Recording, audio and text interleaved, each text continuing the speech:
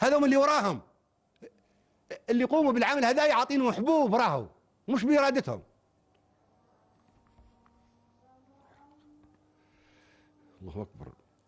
إذا لم يتحقق كل هذا أنا بعد ذلك سنعلن الزحف، سنعلن الزحف المقدس. أيوة.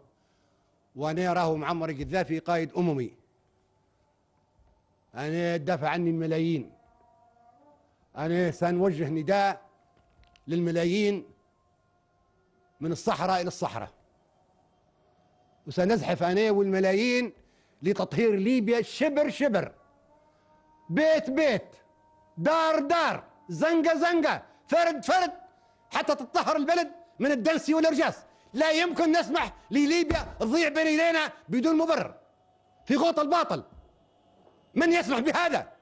أنا معي الملايين ومعي الله الذي نصرني على القوة العظمى الكبرى. معي الملايين مش من الداخل، معي الملايين من الأمم الأخرى. أنا نقدر نوجه نداء إلى كل ملايين الصحراء، من الصحراء إلى الصحراء حتزحف الملايين، الملايين تزحف وما يقدر حد يوقفها. بسرعة انقذوا نفسكم قبل لا نعطي إشارة الزحف المقدس. الليلة زحف سلمي، الليلة زحف سلمي من الداخل، من داخل المدن، من داخل القرى، من داخل الواحات، لإنقاذ أطفالنا والقبض على اللي يغرروا بأطفالنا. هذه الليلة تعملوها الليلة وبكرة تطلعوا للشوارع.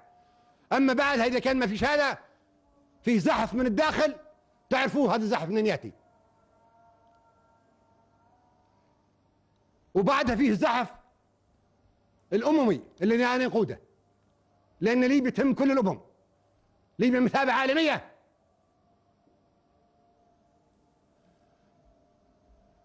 أنا قاعد أنا ما يكذبوش عليكم، أنا نمشي لفنزويلا والله أنا يخلي جثمان الشهيد عبد السلام بومنيار أول شهيد سقط في الخمس عام 1911 ونعدي لفنزويلا والله يكتب علي التاريخ.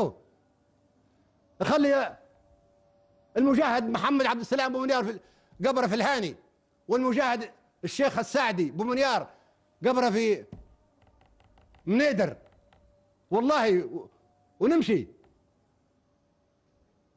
تصدقوا ها هو اول حاجه هذه الكذبه بتاعهم. شفت مش امس قالوا لكم القذافي في فنزويلا وهذه قاعد.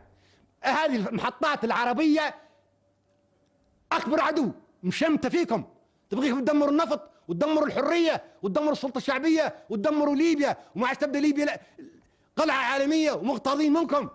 عشان كذا يسووا فيكم. بارك الله فيكم يا اخوتنا في قطر، بارك الله فيكم يا اخوتنا في قطر. هذه اخرتها، هذا الماء والملح اللي بيننا وبينكم، هذا الدم والاخوه اللي بيننا وبينكم. تزوروا في كل شيء علينا، بدل ما تكونوا معانا تكونوا ضدنا. لمصلحة من؟ بالله لمصلحة من؟ قد تندمون يوم لا ينفع الندم. الذي بيته من الزجاج لا يرجم الناس بالحجارة. من أنتم؟ دقت ساعة العمل، دقت ساعة الزحف، دقت ساعة الانتصار. لا رجوع، إلى الأمام، إلى الأمام، إلى الأمام. ثورة ثورة.